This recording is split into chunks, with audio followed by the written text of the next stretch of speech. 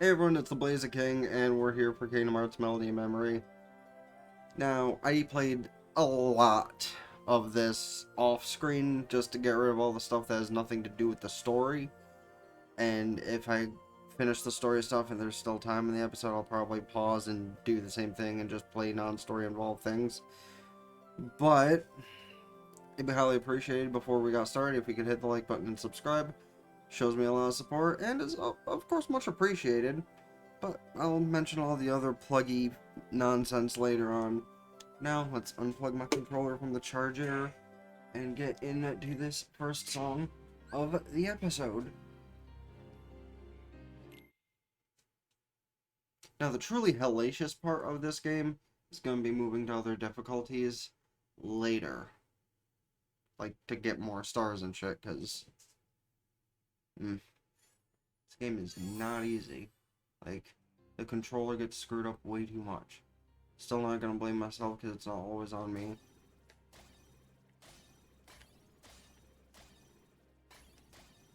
Yeah, see? I hit the button, but...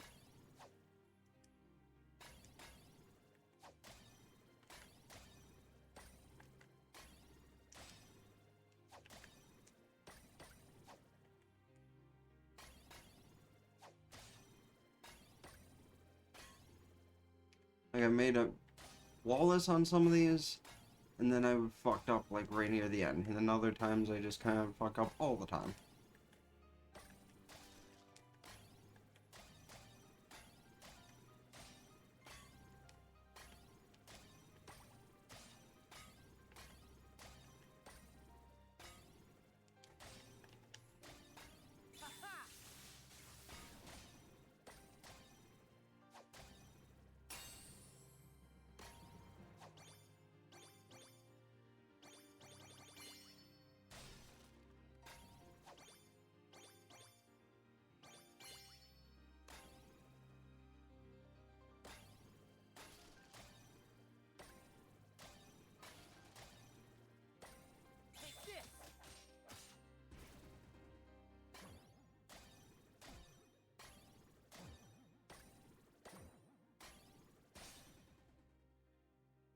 Yeah, see, right there, I hit the button on time and it fucked up. So y'all can fucking... I don't know if anybody has even watched this to the point where they could comment below and talk some shit, but for anybody who does want to talk some shit, this is the kind of stuff I'm talking about. Where I can be on a really good tear, and then one little controller malfunction, or game responder malfunction, or however the fuck. Because again, I'm playing good rounds. I'm doing what I need to be doing. I'm hitting buttons at what I assume to be the right time. It's just the game sometimes is like...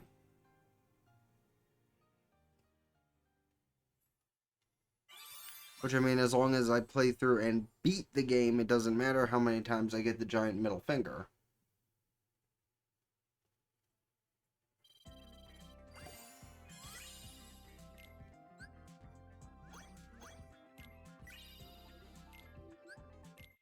Story. 7 days after Roxas was given a name and a place in Organization 13, he encountered number 14, Shion, and the gears of fate began to turn.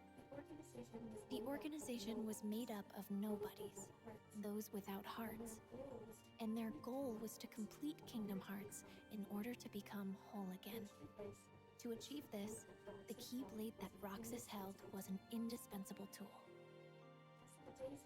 As the days passed, Roxas completed his missions. Along the way, he became closer friends with Axel and Shion. The organization had another goal as well, the creation of replicas. They had copied Sora's scattered memories and powers from Castle Oblivion into an artificial replica, resulting in Shion. Riku found out that this is what was Still pretty bad, I can't remember. Our girl is, was distraught to learn that she was Shion or Kairi. Pretty sure it's Kairi. Axel did what Actually, while this is going on, I'm gonna double check that. And Roxas left the organization to find out who he truly was. Shion was determined to return her memories to Sora so she paid a visit to Naminé. As she neared completion as a replica, Shion asked to be destroyed, and she wanted Roxas to be the one Is she to do Arbo it. too? Trusting Alright, I guess Roxas she is to set Shion and I free the was hearts wrong. they'd collected, Unless she's Shion returned to the all the place she above. belonged, inside Sora. Well, she is both. So I wasn't wrong.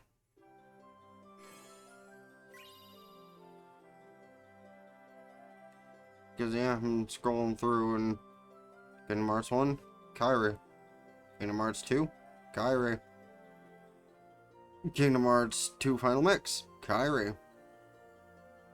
Birth by Sleep, Kairi and Shion. So, okay. I wasn't wrong in what I said in the other episode. That makes me feel a lot better. Because it would have been hugely embarrassing to, you know,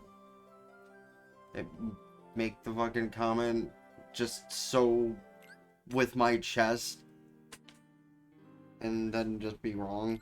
Because that happens a lot. Not just on YouTube, but in general to people, and fuck. That would have been embarrassing. I like how they only give 2 portions for 358 over 2 days, because it is synonymously known as the worst Kingdom Hearts game. Well, maybe not synonymously, but it's the worst Kingdom Hearts game. Like, playability-wise is completely pointless. Like, between cutscene and cutscene, 90% of the actual gameplay is just pointless and horrid. Like, Chain of Memories, there was a lot of grinding, which seemed completely pointless. But at least there was grinding and had stuff going on instead of just like, do these missions. Because that legit was my, least favorite part of Days. It was just all the fucking grinding.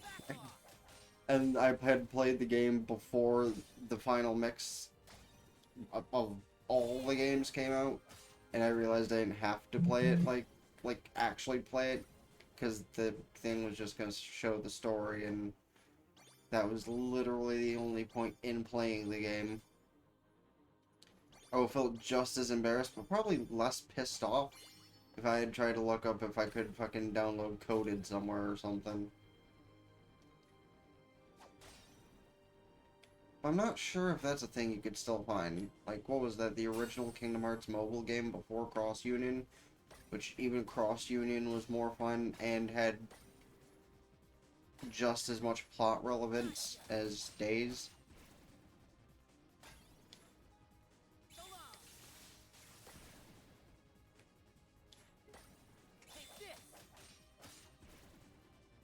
Oh, okay. Good game, bad game. Game I had to cheat to beat. Doesn't matter. It's Kingdom Hearts, man. It's all fun. Oh god, the perspective. I hate this perspective. This is not... Like, it's gonna be even harder to actually fucking tell when to hit shit. But yeah, as I was saying, fucking doesn't matter if it's a good game, a bad game. If you have fun with it, that's what matters. That's actually kind of the point of Pokemon, right? Like, the other big number on my channel is Pokemon. And, well, obviously, because it's a Pokemon channel mostly, but I do all this other shit. But,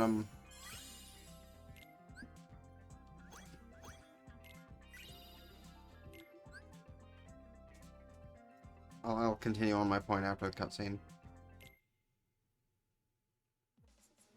Roxas headed for the organization's castle, but Riku blocked his path. Upon learning that Roxas was Sora's nobody, Riku unleashed all his powers of darkness to defeat him, paying no mind to the cost. Roxas awoke, ready to start a brand new day of summer vacation.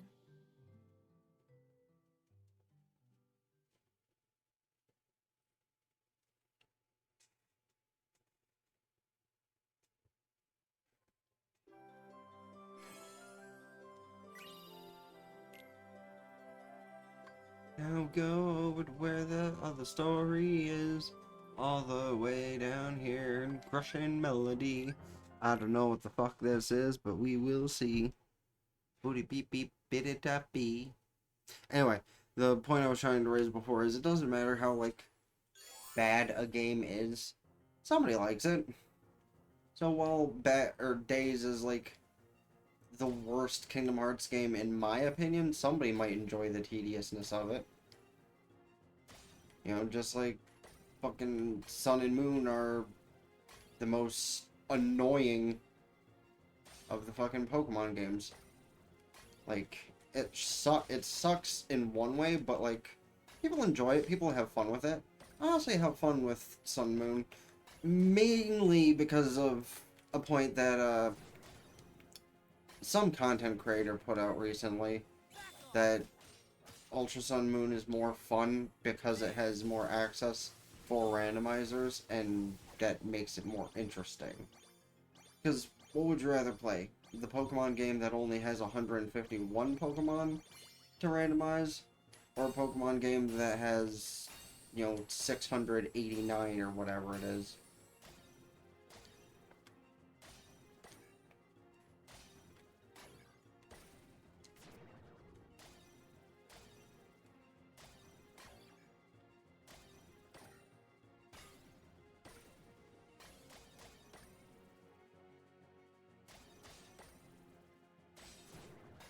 Yeah, the ones that are lined up like this are kind of more difficult to actually get a chain on. Like, even if I hit the buttons properly, right there I hit the button on that box, right there I hit the button on that box. But when they're like 4 in a row, it kind of is hard to tell if you're actually hitting the buttons on time, because you're hitting them so, like, close together.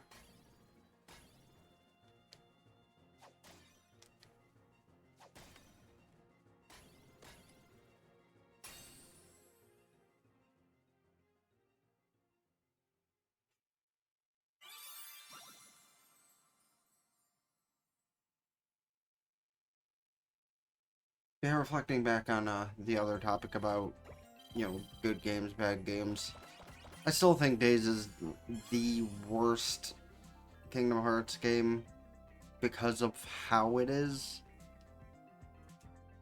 But some of it was kind of fun. I won't lie on that. Some of it was a little fun.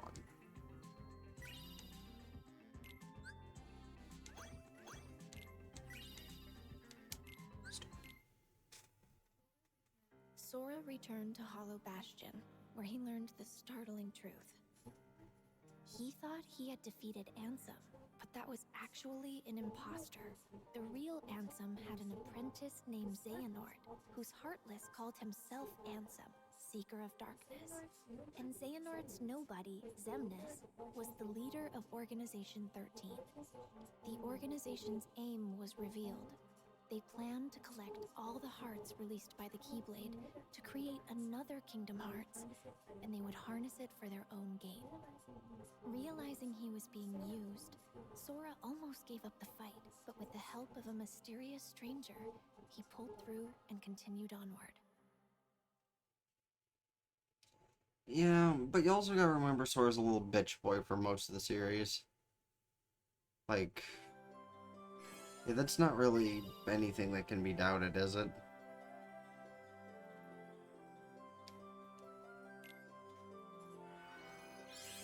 Oh, cool, we do get another story mode fucking thing. So I actually have something to show off while recording. Oh shit! 2 story mode things! And one of them's a boss fight. The boss fight for Kingdom Hearts 2. The boss fight for Kingdom Hearts 2.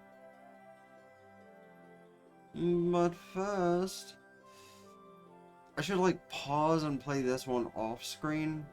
Oh yeah, it's only one song. Well, no, it's 2 songs. Yeah, I guess I'll pause and play this off screen just momentarily. Is there something I was gonna, like, raise a point on? No, I don't think there was. I said Sora's a little bitch boy, and Haley Joel Osment is getting way too old for playing the job of a character who's probably at best like 15, 16 by this point. But he does a good job all the same, so is Hayden. I'm gonna pause and get back to you after I beat these two. Alright, we made it through the cat.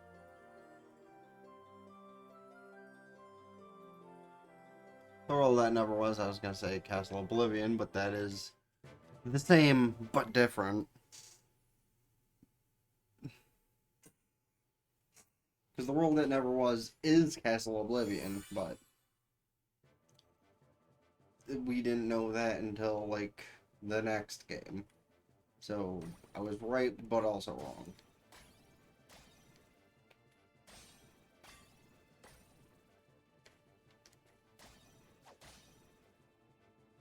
No, so I did leave it at 1 click for volume, but I still am not fucking hearing shit. Which, I mean, is good for copyright, but not so good for the entertainment value on my end. Because, like, oh, fuck you.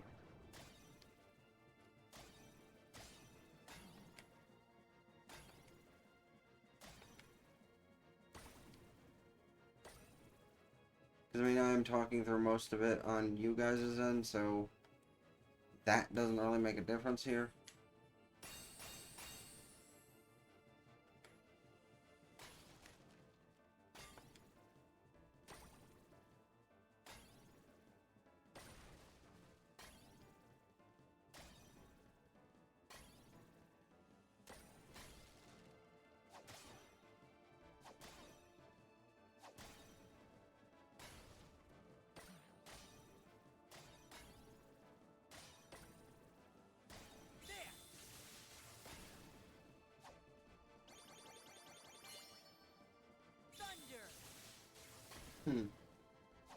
This is going on along an interesting clip here.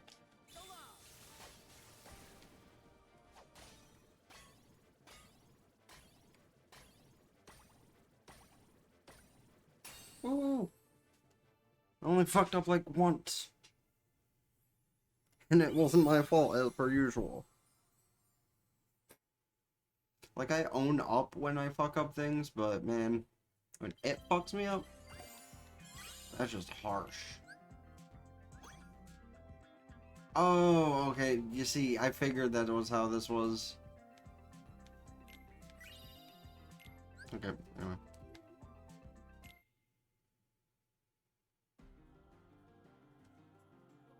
To ensure that Sora would make it to Organization 13's headquarters, Axel sacrificed himself. Roxas appeared within Sora and challenged him for the right to exist. But Roxas realized Sora's strength and disappeared. At last, Sora, Riku, and I were reunited. Kingdom Hearts loomed overhead, but Ansem the Wise managed to bring its completion to a halt. Sora, alongside Riku, faced the final battle with Xemnas, the last member of Organization 13.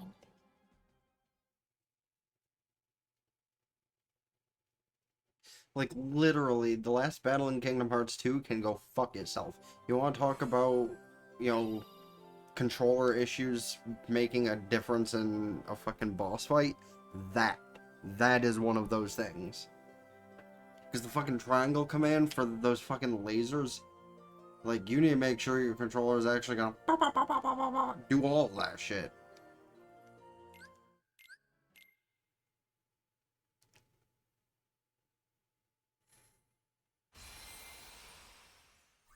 Oh shit, boss fight.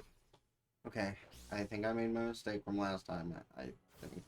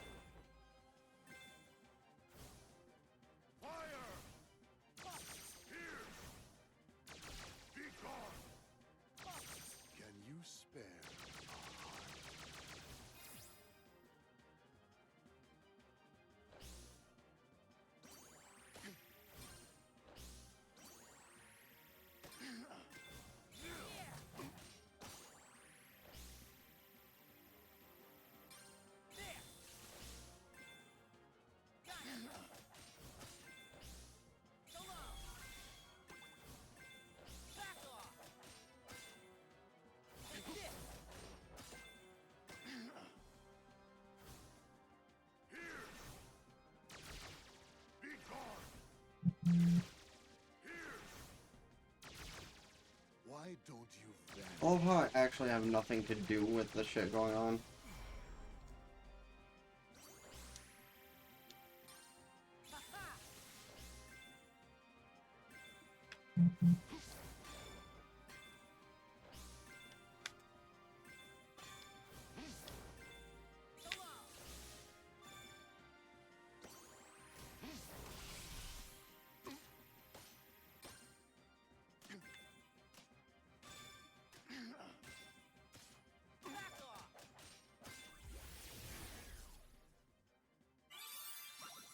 Made out with more health than the last time I did one of these boss fights. And that's only because I actually understand how it goes now.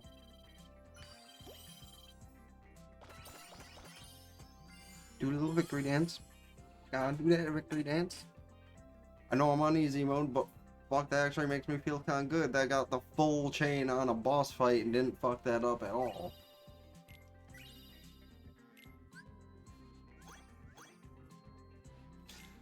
After you, third star!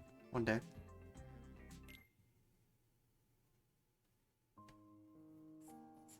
Xemnas was finally defeated. But after the battle, Sora and Riku found themselves trapped in the realm of darkness. Just literally for a decade, they're like, well, fuck, what do we do now? Suddenly, a bottle washed up on shore. The message inside led them back to the realm of light. Yeah, it led them back to the realm of light, which only led them into more bullshit. Case in point. More bullshit. I'm not gonna lie though, like, Dream Drop Distance was honestly a really good game. Do we just get one Dream Drop Distance thing and it goes into other shit? My guess is yes, based on the worlds that get unlocked. Oh, we get recoded first and that... Okay. Well, there is story. I'm not sure if there's story after both, but... I mean, we're only at 22 minutes, and I'd want to get them 20 through 30 minutes at the least, so... Just play these out.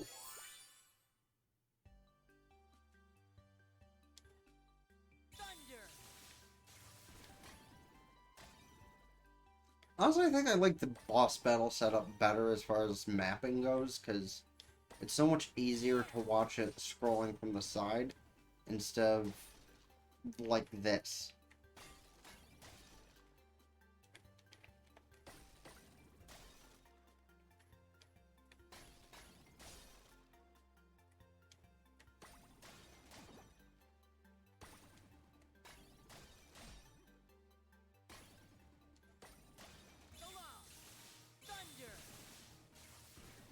I hit the X button, but sure, cunt. As long as I get my stars, I guess it doesn't matter.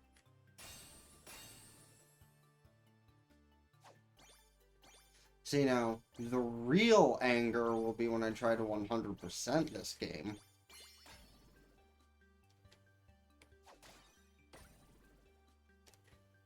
But I think I'll, like, save my time to perfect all the hard stuff of Kingdom Hearts games for, like, somewhere in the far future, because 100%ing 1, 2, and 3 is easy. 100%ing, oh, Chain of Memories, this, Birth by Sleep,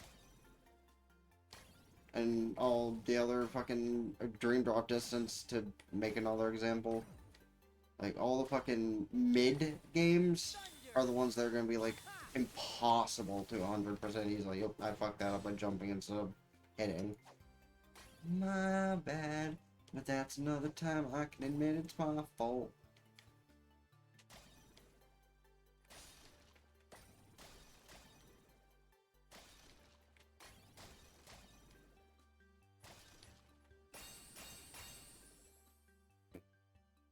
Oh, that was the ending, huh? Alright.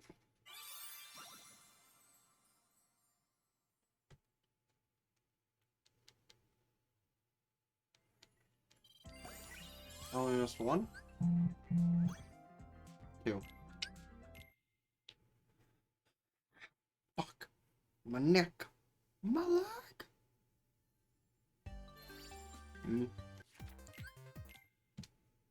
If I unlock the next gate, cool. If not, guess I go back and try to complete some of the shit to get other stars.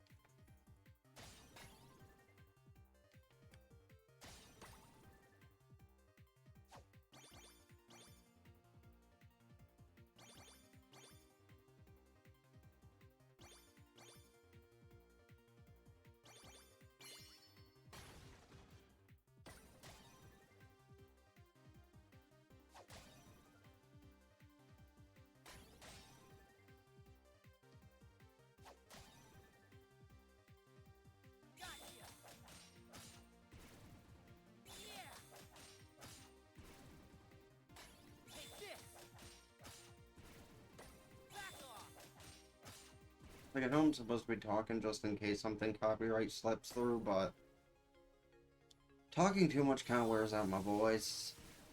I'm a content creator, so no shit, that's a thing. But, like, I don't even think the copyright stuff is slipping through. And even if it was, I don't think the fucking game cares. Because there is that copyright notice that's in the beginning of the game that's probably there specifically for content creators. It reads off on a bunch of hiddly-hoo, but I'm not sure exactly what any of it means, so...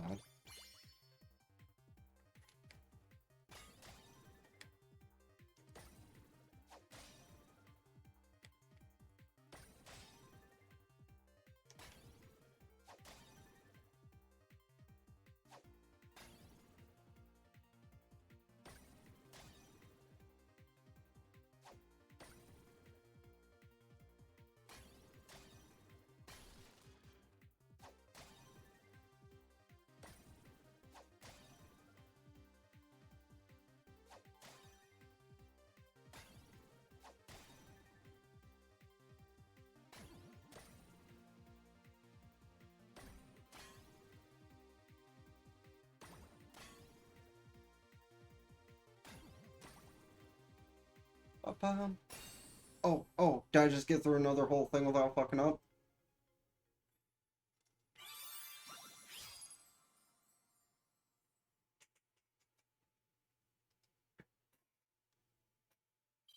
Nice!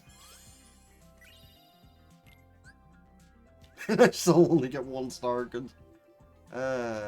cool. Whatever. Story. A strange entry was found in the journal that chronicled Sora's adventures. To investigate, the journal was converted to data, but it was full of bugs. Mickey called on Data Sora to help them restore the world inside the journal. As he restored the datascape, more and more strange messages kept appearing. Mickey and the others should have been watching from the other side of the screen, but somewhere along the way, Data Riku, the embodiment of the journal, had imported them into the datascape to help solve the mystery of the message. Maleficent and Pete were causing all sorts of trouble with their plan to take over the real world through the datascape. Data Sora drew power from the connections with his friends in his heart and used it to fight and forge a path forward. He defeated Sora's Heartless, the bug in the data that had corrupted the journal. That should have been the end of this journey, but Mickey received word that a door to a new world had appeared, and he once again entered the datascape. On the other side of the door was Castle Oblivion. Led by a figure in black, Data Sora repeatedly relived the pain residing in his heart. If he kept holding on to that hurt, he would be dragged down into the darkness. But Data Sora realized that his pain was what tied his memories together. He swore to the cloaked figure, Roxas, that he accepted the pain. The hurt of those connected to Sora remained dormant in his heart. And to help find a way to face and heal that pain, Namine had left the mysterious journal entry. Their hurting will be mended when you return to end it. Mickey and Data Sora now knew the true meaning of those words. Data Sora thanked Namine, and they said their goodbyes. Mickey wrote Sora a letter detailing the events that took place in the datascape. You are who you are because of those people. They need you, and now the door to your next journey is ready to be opened. And that's what led us into Kingdom Hearts 3.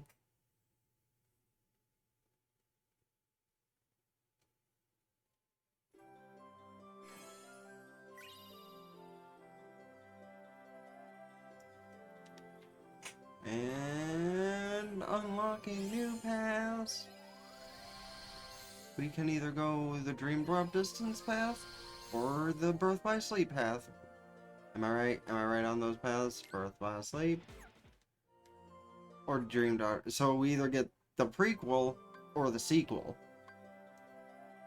But I will start off those in the next one because we're already at 31 minutes here, and clip out on the Nerd or Die thing at the end will bring it to like 33 minutes, give or take now.